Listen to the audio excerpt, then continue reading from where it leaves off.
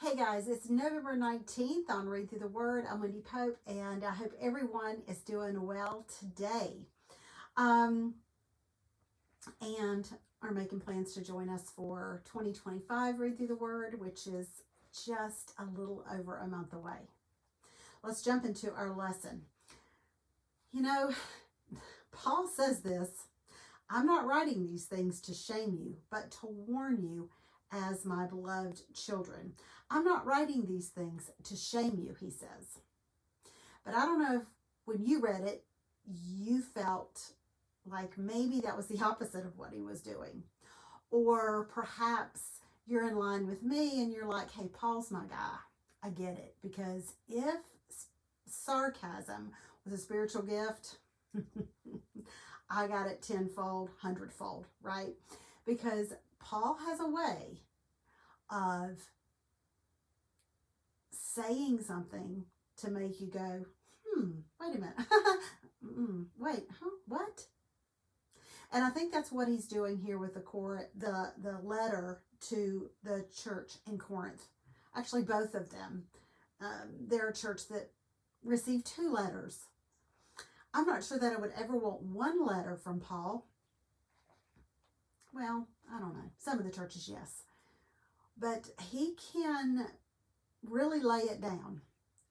And if you can read his letters and not be convicted, then chances are you are walking right with God.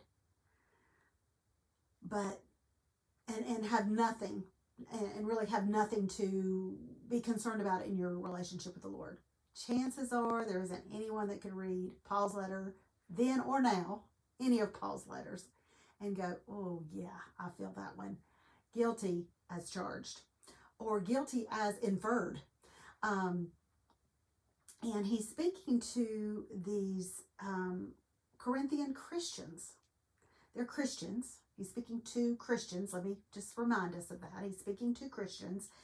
And basically what has happened to them is they are spiritually proud, which means that they are not spiritually humble, which is the second issue. In fact, many of them talked about Paul behind his back. They were kind of embarrassed that he, of who he was, maybe. I want to be really careful of how I say this because I don't want to assume too many things, but they were not the first to sign up, or would not have been the first to sign up on the first shall be last and the last shall be first list. Let's just put it that way.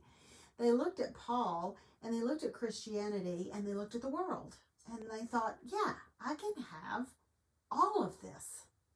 They listened to the world and believed that worldly success, worldly power, and worldly recognition was okay, and that kingdom intimacy with Christ, kingdom gifts, and kingdom growth did not go hand in hand.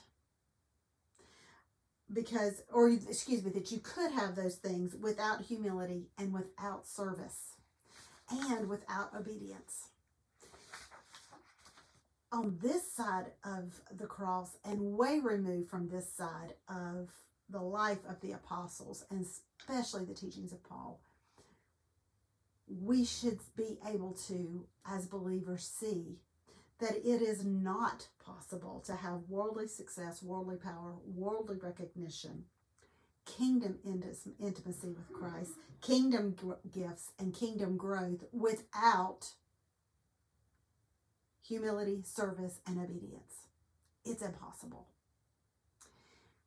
Anyone that believes you can have all of this that the world offers and have a close, intimate, walking relationship with the Lord without these things have bought into the bill of goods that the ruler of this world has sold us or attempted to sell us. Because what Paul tells them is, look, we're hungry, we're thirsty, we've been beaten, we've been defamed, We've been slandered. We've been jailed. We have been left homeless. And we're out here working with our hands. That's really what kingdom service is all about. That is what relationship with the living God is all about. It's not glamour. It's not fame. It's not notoriety. And if we're at a place where we think all of that is possible, then perhaps we need to really examine whether or not we are a Corinth Christian plagued with spiritual pride.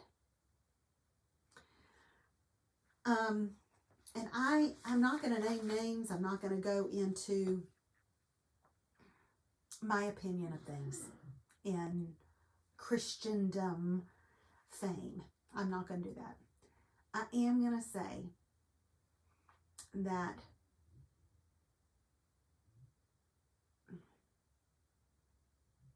the one that is walking right with God is obedient to God's word and his ways. They are humble before other people, and they don't mind serving other people. And when given praise and the opportunity to be recognized, all glory goes to God, not to themselves. So whether you are famous or not, you may be famous in your sphere of influence, in your community. Today, check yourself. I'm checking myself. It's really made me think.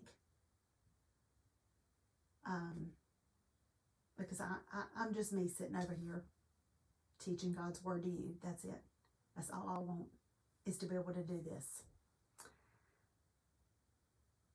Even though I say that, I am looking at there's 3 little points there, and asking God to help me stay in my lane. And my lane leads to the narrow gate to heaven. Take care. We'll see you next time on Read Through the Word.